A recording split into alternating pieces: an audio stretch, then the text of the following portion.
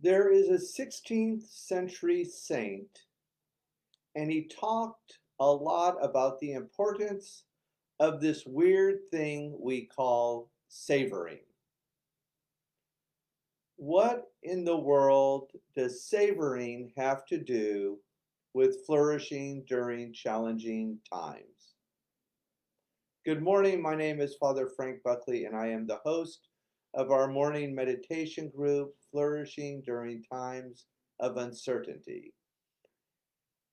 This morning, for our inspiration, I have chosen a little book that has recently come out in the press by Dr. Fred Bryant and Joseph Veroff called Savoring. And Dr. Bryant is a professor at Loyola University Chicago. And when I heard about this book, I was so interested because St. Ignatius, the founder of the Jesuits, talked a great deal about savoring. It comes from the Latin verb sapere, which means to taste. And St. Ignatius would encourage us in our examen to savor our experience, to taste and see the goodness of God. He would encourage the retreatant to engage their senses, what they see, smell, hear, taste, and feel. So it is interesting that 21st century neuroscience, we are revisiting this theme of savoring. And for our inspiration, I would like to share a little paragraph from this book today. So the program, as always, will be three parts. We'll begin with inspiration and use Dr. Bryant's book, Savoring, a new model of positive experience to get us started. And then we'll move into the meditation itself, 20 minutes silent meditation. And why don't we just for this morning, why don't we end with a little examine? And in the examine, we'll just kind of savor what shows up around us this morning. And you can feel free to write it in the little column on Facebook. So without further ado, let's get started. This is the book, Savoring a New Model of Positive Experience by Fred Bryant and Joseph Veroff. So what I chose for this morning was a little short paragraph called Freedom from Social and Esteem Needs. When do we savor our experiences in life? Joe noticed in his retirement that he had more time and an inclination to savor once he was freed from his work responsibilities. He wrote the following in his notes about savoring. Outside the window framing my computer monitor are the large, lush greens of early summer mornings in Michigan. The sun greatly illuminates shades of the verdant wild marsh on my left, thicker textured woods in front of me, and grazes three cedars, one small ash tree on my right. I can barely see the sky. I gaze at the scene, awaiting the inevitable bird that interrupts the landscape with more flashy color. I am not disappointed. A cardinal, solitary at that moment, but sometimes with a mate, does his thing beneath the yew branches. A mourning dove perches on a dead limb of a willow in the marsh and goes through a preening display for a good 5 minutes. I am savoring this 10-minute interruption from the ordinary flow of life, looking around me and appreciating the visual blessings of the life I lead in the natural world. Had I been outside, I am sure my appreciation of this scene would extend to the sounds and smells and the almost erotic feel of the sun on my arms. This is what it is all about. This may be my favorite line in the book so far. This is what it is all about, I tell myself, savoring life, enjoying its everyday bounty. This is what I wasn't doing in my life before retirement. This is what I'm doing now before I die. For so long, I had been too busy as an academic, researcher, professor, administrator at the University of Michigan to savor everyday life. Who had time to savor when you led a busy, involved, responsible, professional life in the United States at the turn of the 20th century? What a beautiful inspiration to begin our meditation. I invite you to hold close to your hearts these words as we get ready to begin. This is what it is all about, I tell myself, savoring life. And one of the huge components of savoring is a contemplative approach, to be mindful, to notice. Because I promise you, if you don't notice, it will escape you and fly right by you without even noticing. So, with this little contemplative attitude of savoring life, of savoring the breath of life, let's move into our meditation. Wherever you find yourself, in a tent on Selma Street, in an office, outside in nature. We don't really have any cardinals here in Hollywood, but I'm sure if you look around nature, we have beautiful hummingbirds. You will find something to savor. So one of the ways we flourish is unplug so we can savor things. So I invite you to unplug from all technology. Give yourself a rest. I've got the timer set for 20 minutes. So I will ring the bell. We will sit in silence and enjoy our breath and our sacred word. I'll do a little guided meditation. And then at the end of 20 minutes, I will ring the bell to bring us out. So, meditation should be three things: it should be effortless, it should be calm, it should be relaxing. Let's begin. I invite you to just close the eyes or lower the eyes, something that feels comfortable to you. Get comfortable. Experience safety. Take the attention to the breath.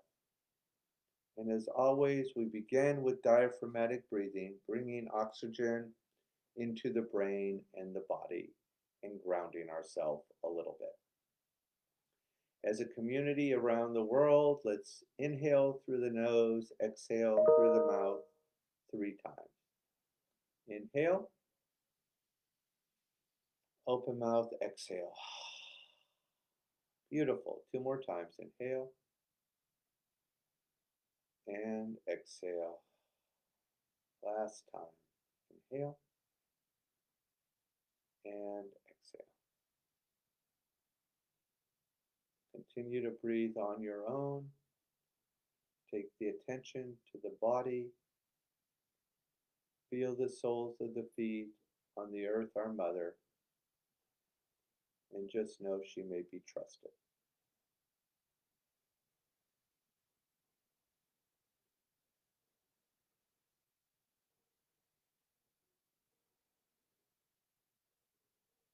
Moving up the body, we arrive at the chair, providing support, and we just reflect where we felt a little support recently.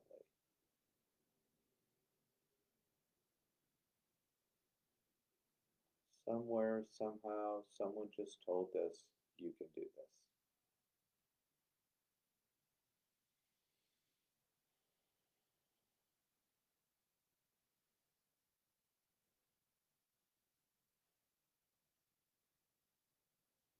Relax the shoulders, let go of anything you've been holding on to. Just let it slip away.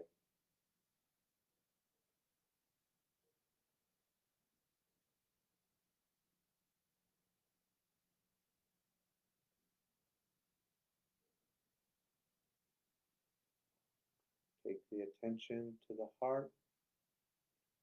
Think of something that brings you a little joy this morning and just name it in one word.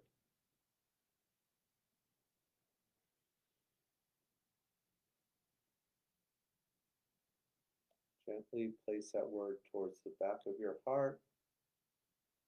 And as a contemplative community, let's all breathe into that joy one time. Inhale and exhale. And just notice what you feel.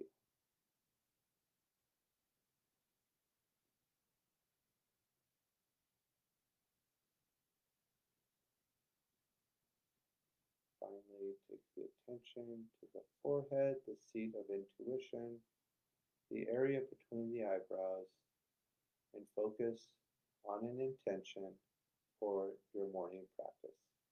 Not being afraid to ask God for something really beautiful this morning.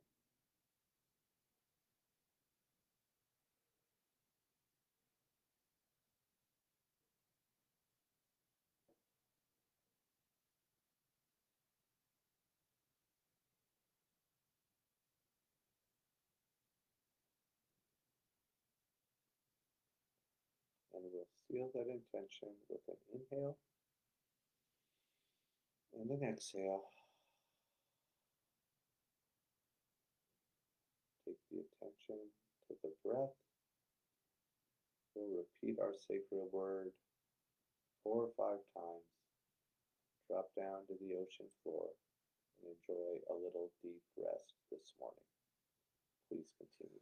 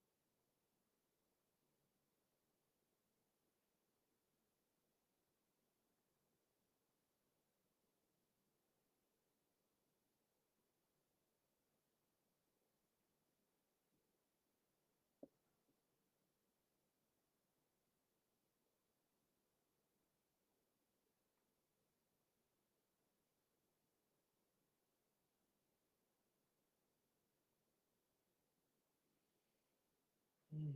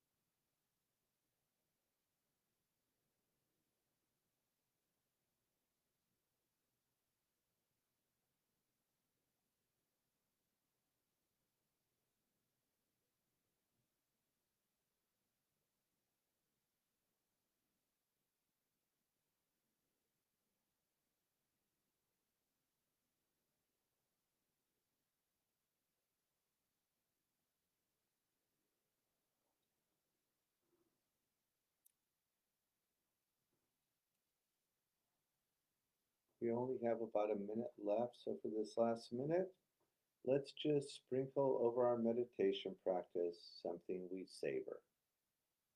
Please continue.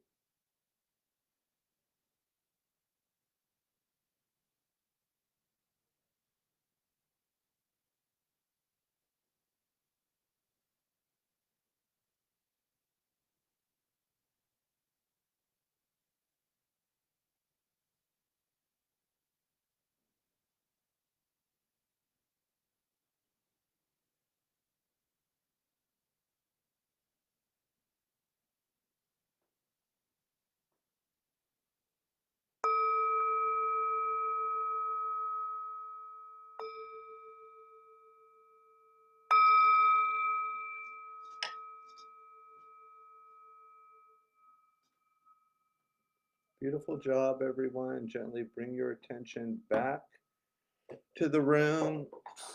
I invite you to open your eyes, circle your wrists one way, then the other. Maybe rotate the arms one way, then the other. Shake out anything you've been holding on to. Excellent. So for this morning's examine, one of the ways I'm convinced of mental health is to stay flexible. So be a little flexible and playful with me this morning. This crazy 16th century saint Ignatius was all over savoring. I definitely do not have another dissertation in me, but if I did, it would probably be around positive psychology, savoring, and Ignatian spirituality. He constantly was talking about engaging our senses and gratitude and examine and looking back and savoring where God is moving in the world and our lives. So for this morning's examine, I'm going to do it with you. So I want you to just reflect on something that you savor in your life in this moment. Now, savoring always has a little bit of a reflective capacity. Like we kind of always look, it takes a step back to savor something. So we just step back and we just notice something God's placed in our life to savor, and we lean into it a little bit. And we just let our imagination run a little wild, kind of tune in not so much to our cognitive capacity, but into our heart.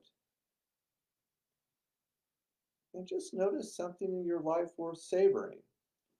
Like Joe uh, in the inspiration, how beautiful to get there. But the good news is we don't have to wait until retirement. We can start right now. And please feel free to help us broaden, widen, expand our imaginations by just dropping something in the little box, comment box, that you're savoring in your morning practice this morning. So, what I wanted to share with you was when he talked about the bird sitting on the willow, the cardinal. My mind ran with that a little bit, and I started thinking, I've seen cardinals in the past. I actually, before I was a Jesuit priest, I did the bird show at the LA Zoo, so I know a lot about birds. And then from that red cardinal, my imagination took me back to probably 15 years ago to New Orleans. I had done, well, my father died of a sudden heart attack and he wanted to be buried in New Orleans. So, wow, a lot of memories coming back. But my dad was kind of this type A personality and he was always on time. And my sister had his body shipped back to New Orleans and we were waiting to do the funeral. And I remember them calling, telling us he was going to be late because he missed his plane. And I thought, how ironic. I don't think my father ever missed a plane in his life. And he was a business guy and he spent his life on planes. But the point I want to make here is to put it in the kindest context. My father and I had a rocky, difficult relationship. And at the end of his life, when I got to do his funeral, I remember finishing the homily, finishing the liturgy, and when they went to place him in the grave, I looked around and my family had already all gone to the grave, and I was there by myself. And I thought, well, this is weird. But at just that moment, the funeral director said, "Oh, Father Buckley, I can drive you to the graveside where you can give the final blessing." So as we got in the huge hearse, uh, they were in a hurry to get there and they kind of pressed the accelerator and the Cadillac zoomed through the funeral. And then all of a sudden, slam on the brakes. And immediately, this huge, beautiful white Saurus crane slowly walked in front of the Cadillac hearse. And immediately, this is where my savoring went. The year before I entered the Jesuits, I was at a contemplative retreat with Father Thomas Hand. And at that retreat, he ended by saying he noticed a white bird flew across the window, and he had spent his whole life in Japan. And he says, in Asia, whenever you see a white bird, it's a good sign. And I knew in that moment, as that Saurus crane walked past the hearse, that it was God's and my father's nod to me that everything was good. God bless you. Have a beautiful rest of the morning.